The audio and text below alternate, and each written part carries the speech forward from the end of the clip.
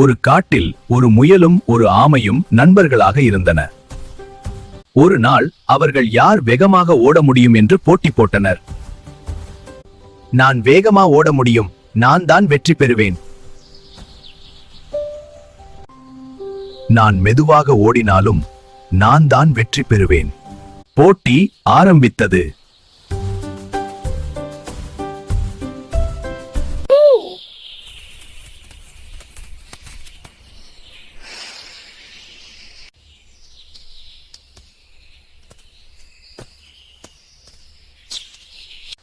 அடடா, ஆமை வெற்றி பெற்று விட்டதா?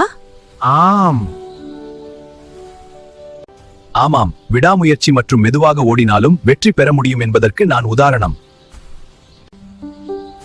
நீ சொல்வது சரிதான், நான் கற்றுக்கொண்டேன். நீதி, விடாமுயற்சி மற்றும் மெதுவாக ஓடினாலும் வெற்றி பெற முடியும்.